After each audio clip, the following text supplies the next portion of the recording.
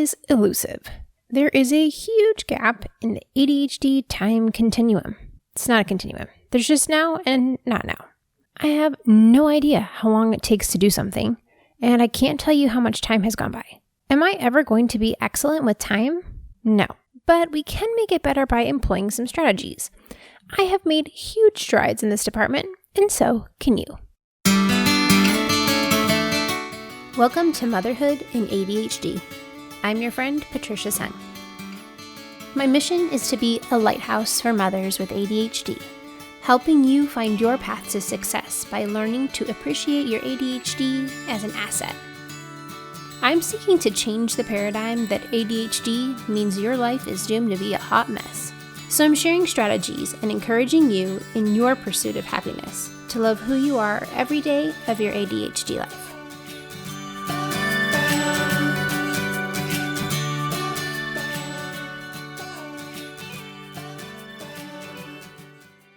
Hey there, Successful Mama. It's your friend, Patricia Sun. Before we get into the black hole that is time, let's do a review shout out from Lenya M. She says, grateful. Hello, Patricia. I would be lost without your podcast, wisdom, and humor. I spent 43 years of my life lost, searching for why I was different. I'm newly medicated, 2 months, and newly subscribed to your podcast. I can't imagine living another day without medication and your podcast. Thank you for empowering me. Oh, Lenya, that makes me so happy. Thank you so much for the words of encouragement. I am so happy for you that you are getting the tools that you need to make your life better. I'm going to ask you to do me a favor. Would you please subscribe or leave a review? That is how we can share this message with more mamas, because I want everybody to feel like they're making strides and doing things differently and moving forward in their life, because we're all about empowering ourselves here. And one of the ways that we could use a little empowerment is time, not our strong suit. I generally talk to you about capitalizing on your strengths over fixing weaknesses, but time is an area that we have to bumper pad. It simply affects too many areas in our life to ignore it. Our ability or inability to grasp time affects our work, relationships, our self-worth, pretty much everything.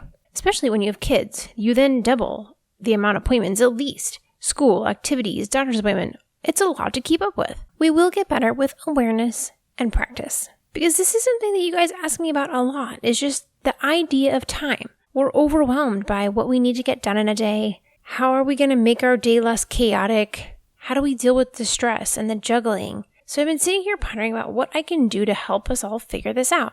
And I'll be honest, I don't have it figured out 100%, but I've made a lot of headway. And I'm not neurotypical, so I'm not going to set my standards to neurotypical level, so I'm not actually striving for 100% time mastery. Realistic goals, mama. Because here's the thing, the system that works for a neurotypical brain isn't going to work for me. And bam, that's what I knew. I needed to put together a system that was built by an ADHD brain for ADHD brains. And then it all came together pretty quickly. I just took what I was already doing and fine-tuned it. And now I want to share it with you. Our day is divided into 2 types of activities, and we have 2 different plans to tackle those 2 groups. Having a peaceful day starts with 2 preparation steps. 1 is how well you're using your calendar, and 2 is what kind of systems you have in place for the regular day-to-day stuff that happens all the time. You might be good with one or not the other and vice versa, and maybe you never learned how to do either one. I'm lucky that my mom taught me how to keep up with my calendar when I was younger, but I've had to work really hard on figuring out a system for doing the day-to-day stuff. Sure, I wish someone had taught me how to do that when I was younger in a way that made sense for my brain, but they didn't, and I can't change the past. So all I can do is look forward.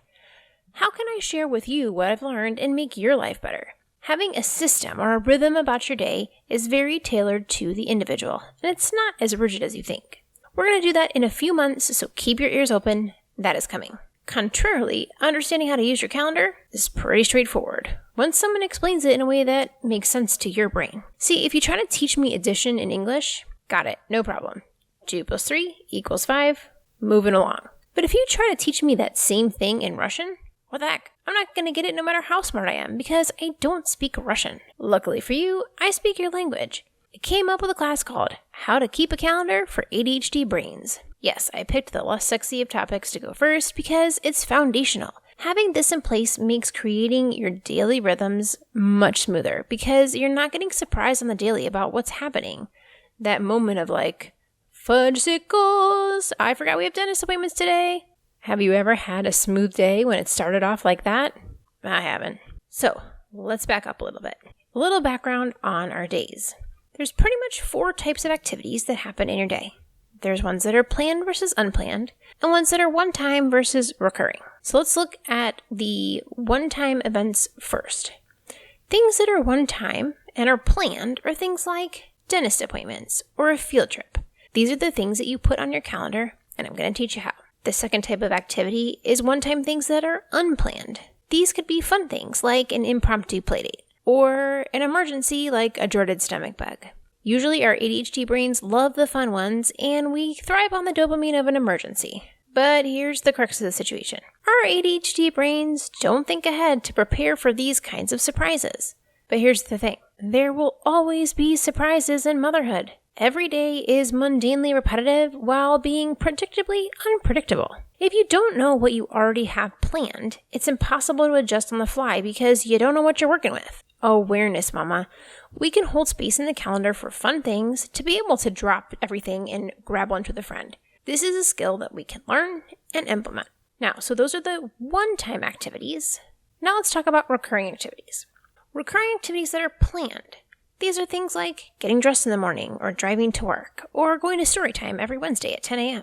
These are rhythms in your day. Now, if you don't have any idea of what's on your calendar, I don't know about you, but I double book myself real fast.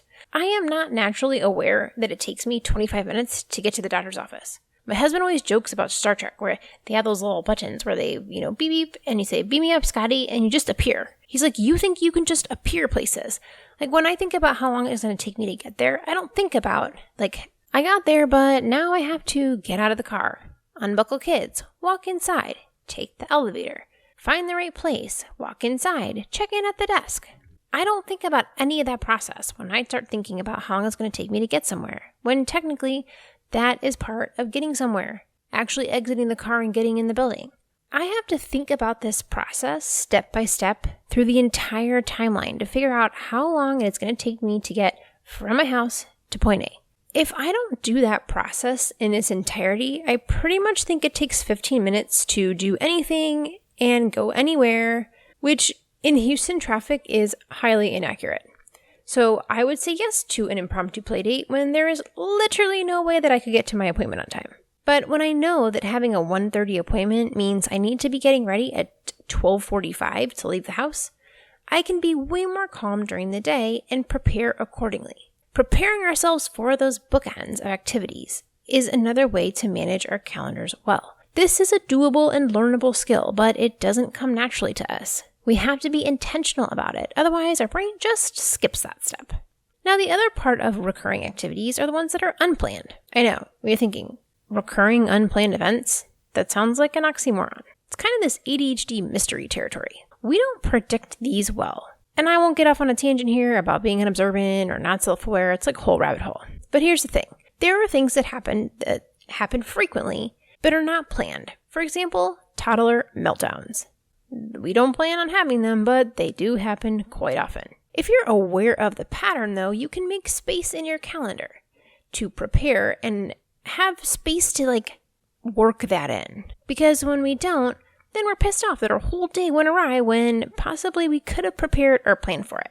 See, when we have an awareness about our time, we can have a much smoother day in place. Notice I did not say perfect, but it will be better. Do you remember that show Wipeout, where the contestants would go through this obstacle course and literally the wall would just come out and whack them and shove them off the ledge? That's how I feel when I'm not prepared for my day. I just get whacked by things that pop out of walls I don't see coming. When we're not aware of our ADHD and its effects, we will get wiped out over and over and over again. Feeling prepared for the day is a skill. It's a muscle that we build with practice. ADHD is an all or nothing thing. We try something, it didn't work, we feel bad about ourselves, we beat ourselves up, and we move on to avoid the pain and shame that came with that failure. How many planners have you bought, used for a week or two, and then they went to the bookshelf to die a dusty death? Why? Because you don't know how to use it. You didn't have the skills or a plan, or if you did have a plan, it was a crappy plan. Don't be mad, it's true. But here's the thing, mama. Every time you start a new skill, you will start out being pretty terrible at it. There was a day when Beethoven didn't know how to play an instrument. There was a day when Simone Biles couldn't do a cartwheel, or that Michael Phelps couldn't swim. We have to be willing to stink at something for a little while before we get good at it. Instead of fail and move on, or don't even try and move on, I want you to think of this like an experiment. Rarely, if ever, does a scientist get it right on the first try. They adjust and they try again. They adjust and they try again. And that's what we're going to do with our calendars. We're going to create a system, a framework that is simple and not a complicated, crazy mess, but it's probably going to be crappy at first. But we're going to adjust slightly and try again, and pretty soon we'll have something that's good enough. Let's take off our perfectionism hats, and we're just going to aim for good enough. On the bright side, we always have more appointments to go to, so there's always room for practice. But how do we stick with writing things in our calendar over and over again? Well, for one, the system I'm going to teach you actually works for ADHD brains. It's not on Pinterest until I pin this episode, but probably not anywhere else. Then we're going to dig into what is your motivation to figure out a system for your day. Hey, my reason might not be your reason, but when you know your reason, you are far more likely to stick with something when it matters to you. I've done a lot of hard things in my life, and the ones that I stuck with were the ones that mattered to me. Interest is our dopamine, so let's figure out your interest. Let's figure out your dopamine and use it to our advantage. Another problem we run into is that our ADHD brains get off track easily. Well, spoiler alert, most of the ways that we get off track are pretty predictable. For example, task initiation. You want to start a calendar, but you don't really know where to start. Do I pick a paper one, a digital one? Do I need a color code? What should the color codes be? It's too many decisions, and then we get stuck. And then we stop, and we walk away, and our indecision becomes a decision to just not do anything. Or maybe you look into bullet journaling and it sounds really cool and it's fun, and then you spend more time decorating it with your fancy pens and stickers than actually writing anything in your schedule. But when we know ahead of time of where we'll probably get stuck, and we have a plan on how to get around that, then we're ready. We can tackle that obstacle and we'll figure it out together. Because a calendar is not a to-do list. It is not a wishful thinking list. It's not a brain dump. The calendar is a roadmap for important things in your day. Now, I know that I can help you figure this out. We can do hard things, and you've got me here to help you. I want you in the class with me. It's called How to Keep a Calendar for ADHD Brains, and we're going to walk through these obstacles together. I have a pretty simple system for keeping up with it all. The hard work is actually overcoming the obstacles that are going to get in our way. But we're going to go in with that mindset of, it's going to be hard because we're going to have to get through obstacles, but we have a plan and we're prepared and we can wrestle our way over that hurdle together. The class is on pre-sale right now, and I know some of you are like, hey, I can't swing that right now. That's okay. Go on my website, get the free resources that are there, enjoy the podcast, do what you can. But I also know that there's a good chance that you are paying no-show fees for doctor's appointments or missed activities multiple times a year, if not multiple times a month, maybe even multiple times a week. So if in taking this class with me, I can save you that $75 or $100 fee, that's a win-win. You showed up for what you were supposed to be at, and you saved money. I also know that this is going to set you up for more than just a one-time fix. These are skills that you're going to use over and over again. Now here's the deal. This is the beta version. Now that's just fancy talk for the first time I'm teaching this class online, and having taught middle school for many years, I know I need some guinea pigs to test it out for me. That's you, Mama. Come be my guinea pig. I need your help. I've set it at a lower price in exchange for your feedback and your amazing testimonial when you're kicking tail and taking names after you implement what you've learned. My favorite part of beta testing is that I get to incorporate all your feedback and make the class even better so that I know when I put it together as like a pretty product, it's going to cover all the questions that people are going to ask. So that means that you are going to get to do lots of question asking. You get to put in your input into the class, and that means that you're getting a tailored experience over something that normally doesn't need to be tailored. So it's a win-win. So tell me, what questions do you have? I'm happy to answer. If you're listening in real time, sign up for class now. It's patriciasung.com/ADHD calendar. And if you're listening in the future, head over and sign up right now for the fabulous course that this group of ADHD mamas has put together. They've tested it, they've asked all the questions, and you know that taking this class is surely going to make your days better. So do it. Sign up.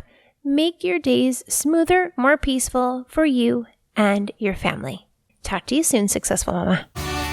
Thank you for listening to Motherhood and ADHD. For more resources, head over to our website, www.motherhoodandadhd.com.